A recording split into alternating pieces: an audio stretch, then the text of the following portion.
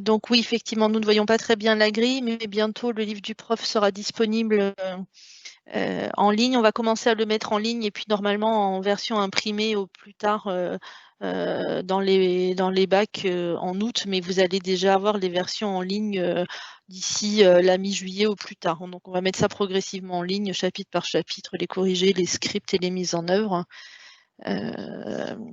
Voilà, donc je vous propose de poser vos questions aux auteurs. Voilà, j'avais une question sur la plateforme aussi. Les exercices en ligne ont-ils été améliorés?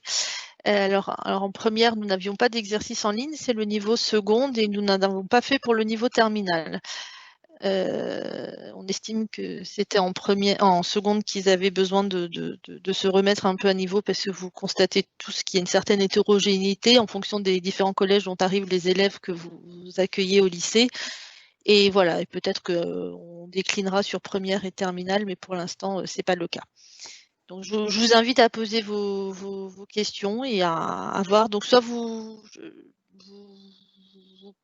saisissez un petit message, comme ça a été fait déjà par certains d'entre vous, soit voilà. Je ne sais pas si vous n'avez pas de questions, c'est très bien aussi. Il y avait une question, j'ai lu tout à l'heure sur un cahier d'activité. Existe-t-il un cahier d'activité La réponse est non, mais à côté, il y avait une question sur des fiches photocopiables. On a proposé quand même dans le livre du prof à chaque fois les grilles, donc aussi bien les grilles qu'on peut distribuer aux élèves pour une grille d'écoute, pour les compréhensions de l'écrit, pour les compréhensions de l'oral. Donc ça, c'est dans le livre du prof. C'est mis en page de manière à ce que ce soit assez facile. Il y a toujours la grille vide pour qu'on puisse la photocopier, la donner, et on a nous notre corrigé.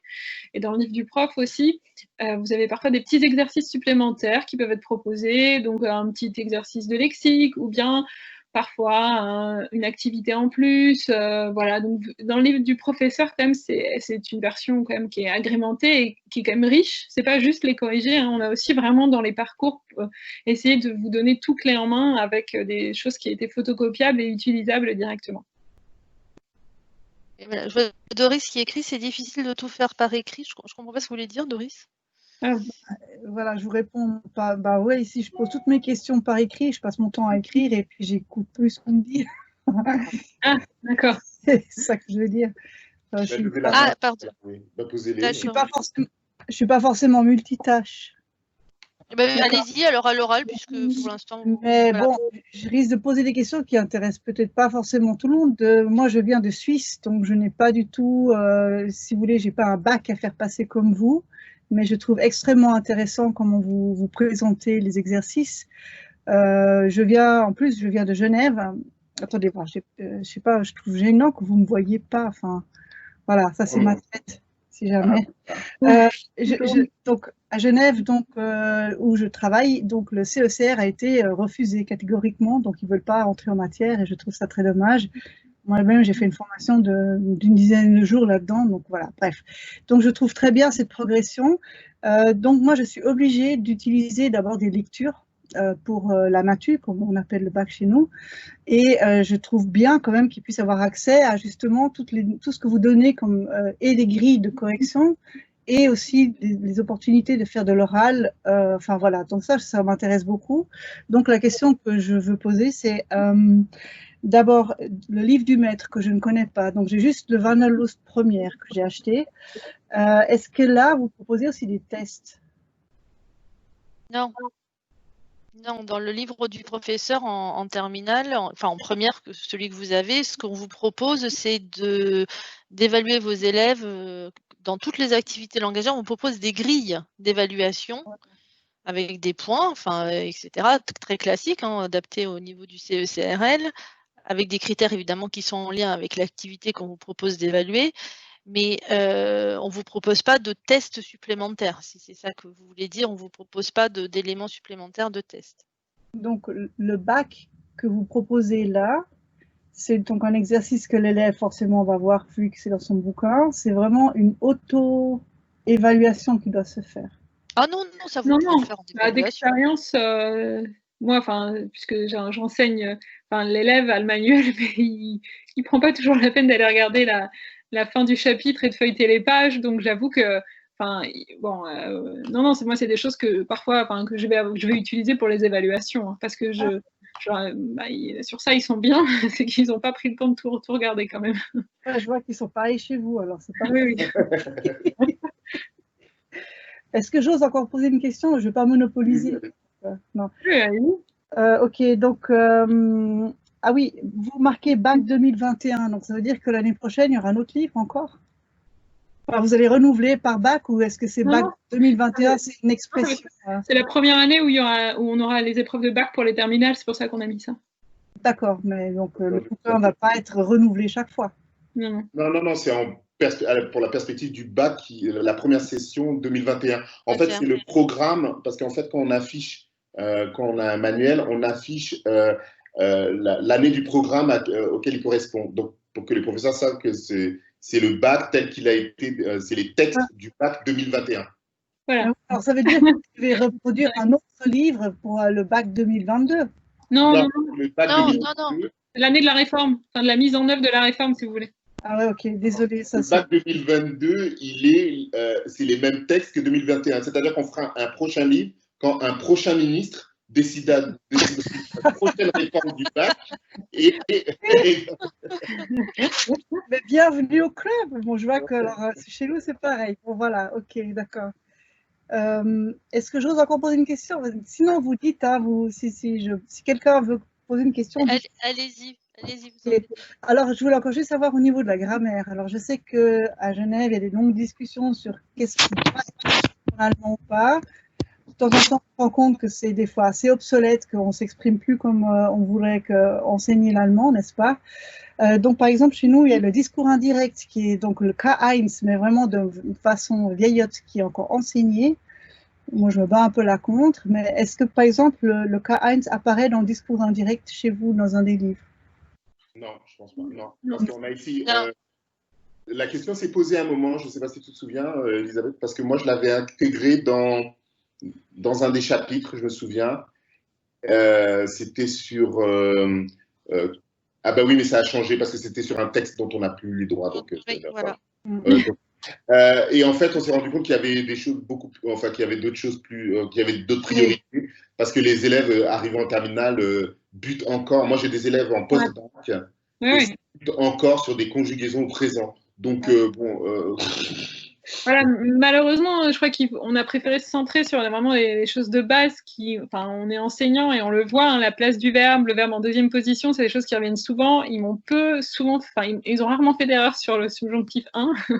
Donc finalement, libre aussi aux professeurs qui voudraient le voir de compléter ça. Mais c'est vrai que pour le coup, on est aussi réaliste quand on voit le niveau des élèves.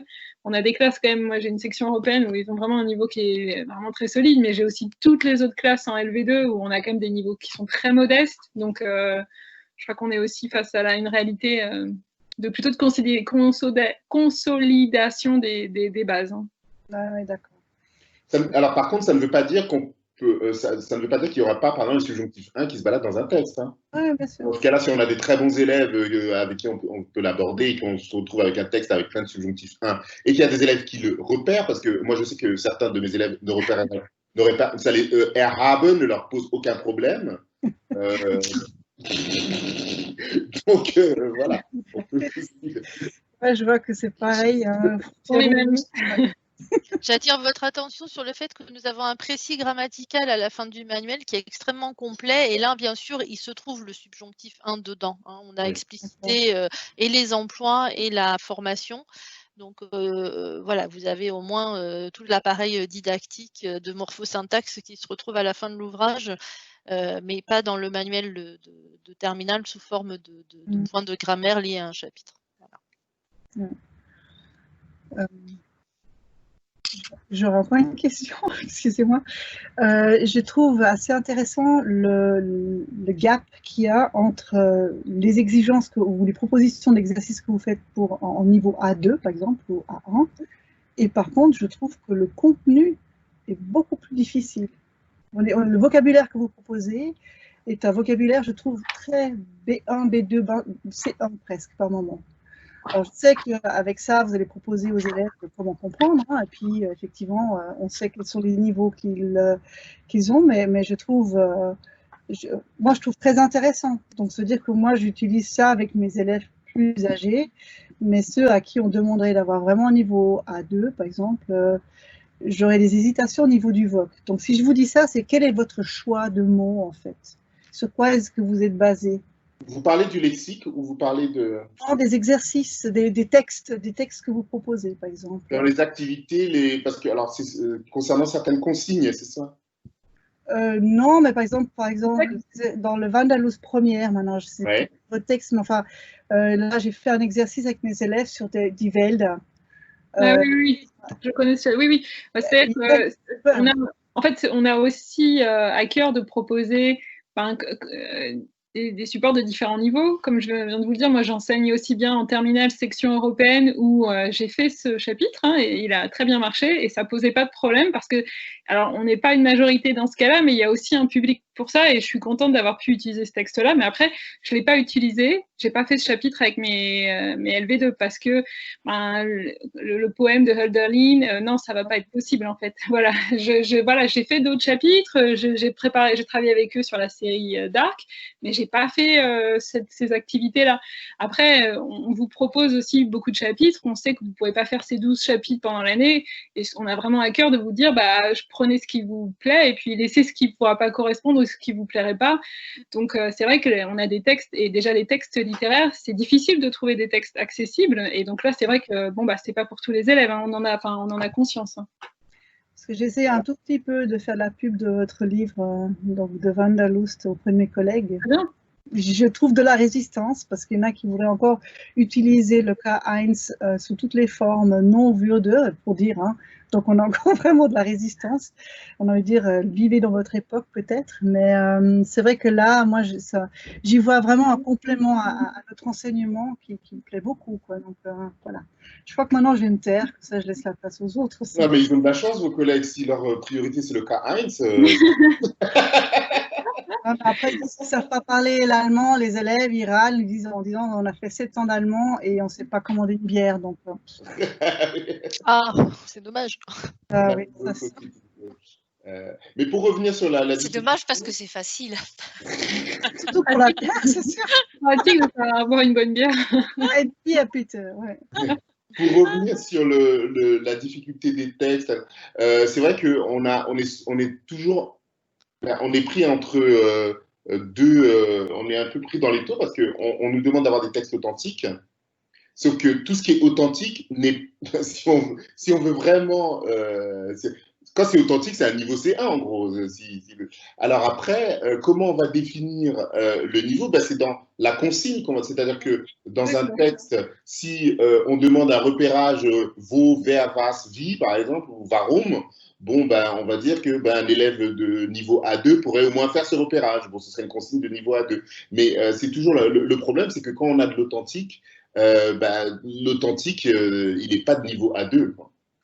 Oui, c'est vraiment intéressant ce que tu dis, parce que c'est exactement ça. Les consignes, quand même, sont vraiment des éléments, elles sont toutes aussi importantes que le texte en lui-même. On ne demande pas aux élèves de comprendre un texte brut, mais bien sûr, les questions vont l'aider. Et puis, il y a tout un appareil à côté, un appareil didactique, les Sprachbox lexicales, les notes lexicales, le contexte aussi. Dans le livre du prof, on vous rappelle des petites phrases d'introduction, comment arriver à ça, qu'est-ce qu'il faudrait vraiment rappeler avant de parler de ce texte-là pour que le contexte soit plus clair.